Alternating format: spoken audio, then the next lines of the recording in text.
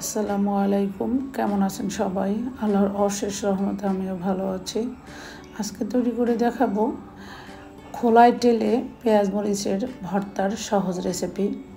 অনেক বেশি মজার এবং অনেক বেশি ইয়াম্মি ছিল এই রেসিপিটি। ফার্স্ট টাইম তৈরি করেই আমি এটার ফ্যান হয়ে গিয়েছি। তো খুবই সহজে রেসিপিটি তৈরি করে দেখাবো। অনুরোধ করবো একটি লাইক দিয়ে সম্পূর্ণ ভিডিওটি দেখে নেবেন। তো পেঁয়াজগুলো আমি 3-4 মিনিট ভেজে একটি রসুন দিয়েছি। এই পেঁয়াজ ভর্তায় রসুনের প্রয়োজন হয় না, আমার কাছে যে কোনো ভর্তায় একটু রসুন দিলে বেশি ভালো লাগে, তাই আমি রসুনটা দিয়েছি। আপনারা রসুনটা স্কিপ করে যেতে পারেন। এরপরে অনবরত নেড়ে চেড়ে আমি 7 থেকে 8 মিনিটের মতো পেঁয়াজগুলো খুব ভালোভাবে টেলে নিয়েছি। এটা অবশ্যই শুকনো খোলায় টেলে নিতে হবে, কোনো রকমের তেল ব্যবহার করা যাবে না। এই তো আমি শুকনো মরিচগুলো মুচমুচে করে ভেজে এখন তুলে নিচ্ছি। এরপরে আমি অপেক্ষা করব পেঁয়াজ এবং মরিচগুলো ঠান্ডা হওয়া পর্যন্ত। এটা দেখতে পাচ্ছেন একই খোলায় আমি মরিচগুলো এবং পেঁয়াজটা রেখেছি, এই জন্য মরিচগুলো মুচমুচে থাকবে এবং পেঁয়াজগুলো পারফেক্টলি একদম সেদ্ধ হবে। তো পেঁয়াজগুলো কিন্তু পারফেক্টলি সেদ্ধ হয়েছে। এখন আমি উপরের খোসাটাকে ফেলে দিচ্ছি। আমি কিন্তু পেঁয়াজগুলো প্রথমেই খুব ভালোভাবে পরিষ্কার করে টেলে নিয়েছি। এই পর্যায়ে পেঁয়াজগুলো ছিলে ধোয়া লাগবে না। যাই হোক, এরপরে আমি পেঁয়াজগুলো ছিলে এখানে একটি নাইফের সাহায্যে পেঁয়াজের মুখের এবং পিছনের বাড়তি অংশটা কেটে ফেলে দিচ্ছি। তো সেমভাবে আমি সবগুলো পেঁয়াজ অফ ক্যামেরায় ছিলে নিয়েছি এবং রসুনটাও ছিলে নিয়েছি। রসুনটাও কিন্তু পারফেক্টলি সেদ্ধ হয়েছে।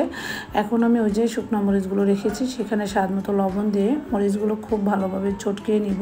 কি বলবো, এই ভর্তাটা যে এতটাই টেস্টি আমি কখনো খেয়ে দেখিনি। আজকে দুপুরবেলা বিরিয়ানির সাথে এটা দিয়ে আমি অনেক তৃপ্তি নিয়ে বিরিয়ানিটা খেয়েছি। এটা সাদা ভাত, বিরিয়ানি, পোলাও, খিচুড়ি সব কিছুর সাথে খুব ভালো যায়। তো এরপরে আমি শুকনো মরিচ এবং রসুনটাকে ভালোভাবে চটকিয়ে এখন আমি ওই যে তেলে রাখা পেঁয়াজগুলো ছোট ছোট করে নিচ্ছি। তো এগুলো একদম মুথে নরম করে ফেলা যাবে না, একটু আস্তে আস্তে রাখলেই এটা খেতে এত যে মজার হয় কি বলবো। বাসায় একবার হলো আপনারা ট্রাই করে দেখবেন, এটার স্বাদ কতটা মজার, ট্রাই না করলে বুঝতেই পারবেন না। যাই হোক, যারা ধৈর্য ধরে এই পর্যন্ত ভিডিওটি দেখেছেন একটি লাইক দিতে ভুলে গিয়েছেন, প্লিজ একটি লাইক দিয়ে সম্পূর্ণ ভিডিওটি দেখার জন্য অনুরোধ করব।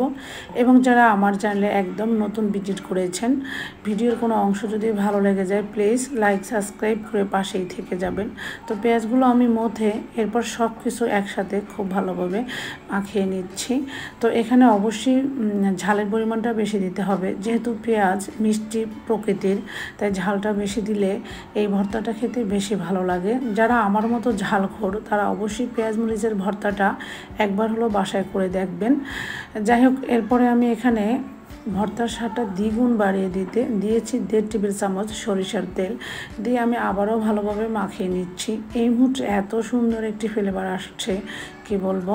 যাক, আমার সরিষার তেলটাও ছিল কিন্তু খাঁটি, যেহেতু পেঁয়াজটাও দেশি, সব কিছু মিলেই পেঁয়াজ, মরিচ, রসুন এবং খাঁটি সরিষার তেলের কম্বিনেশনে চমৎকার একটি ভর্তা তৈরি করে আপনাদের মাঝে শেয়ার করেছি।